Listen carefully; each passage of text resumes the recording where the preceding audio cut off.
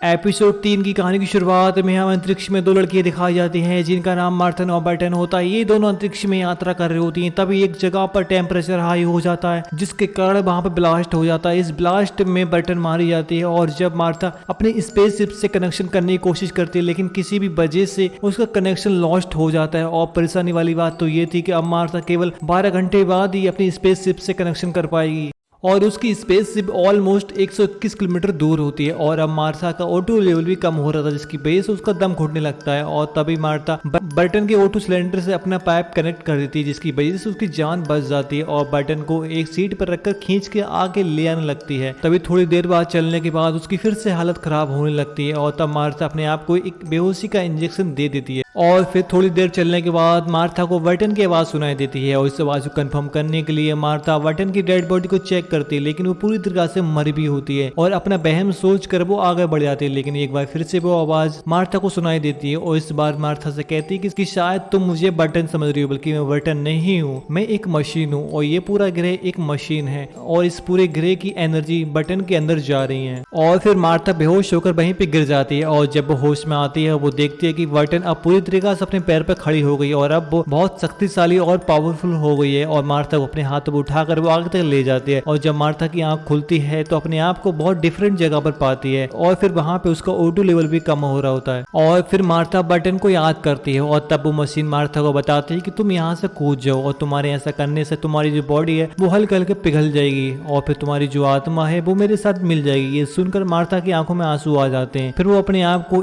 फिर से एक बेहोशी वाला इंजेक्शन इंजेक्ट कर लेती है और फिर वो वहां से कूद जाती है। इसके बाद मार्था की जो बॉडी है वो हल्के हल्के डिस्ट्रॉय होने लगती है और तभी वहां पे एक एनर्जी वाला ब्लास्ट होता है। ये धमाका पूरे ग्रह पे फैल जाता है लेकिन यहाँ पे मार्था मरती नहीं है बल्कि वो जिंदा होती है और अब वो मार्था अपनी स्पेसशिप से भी कनेक्ट कर पा रही थी। और ये एपिसोड यहीं पे एंड हो जाता है। एपिसोड 4 की कहानी शुरुआत में हम एक कपल्स को कब्रिस्तान के पास रुकते हुए देखते हैं जो वहां पे वो इंटीमेट होने लगते हैं लेकिन तभी वहां पे उनसे एक गॉड की मूर्ति गिर जाती है जिसकी वजह से वहां पे एक ग्रीन एनर्जी बाहर आती है और वहां पे जितने सारे कब्रिस्तान में मुर्दे होते हैं वो सब बाहर आ जाते हैं और वो एक जॉम्बी का रूप ले लेते हैं और अब वो जॉम्बी उन कपलों को काट लेते हैं और अब वो धीरे धीरे शहर की तरफ बढ़ रहे होते हैं और सिटी के सभी लोगों को काट कर अपनी तरफ जॉम्बी बना लेते हैं और अब उन जॉम्बी ने पूरी सिटी में तबाही मचा दी थी। और फिर देश की सरकार उन जॉम्बी से बहुत परेशान आ जाती है। फिर वो अपने सोल्जर को उन्हें मारने का ऑर्डर दे देती है और अब सोल्जर उन जॉम्बी को चारों तरफ से घेर कर उन पर अटैक करके उन्हें मारने लगते हैं। लेकिन फिर जॉम्बी एक केमिकल फैक्ट्री में घुस जाते हैं जिसमें वो एक केमिकल से भरे ट्रक को पलट कर वहां ब्लास्ट कर देते हैं और जिस केमिकल के रिएक्शन से वो जॉम्बी एक जॉइंट बन जाते हैं और अब वो जॉम्बी अपने मुंह से एक ग्रीन एनर्जी बाहर निकाल रहे होते हैं और अब देश की पहले से भी ज्यादा हालत खराब होने लगती है और जिस पर सरकार उन जॉम्बी के खिलाफ एक बड़ा एक्शन लेती है और उन जॉम्बी पर परमाणु बॉम्ब से अटैक कर देती है जिसकी वजह से जॉम्बी के साथ साथ पूरी पृथ्वी डिस्ट्रॉय हो जाती है। और ये एपिसोड यहीं पे एंड हो जाता है।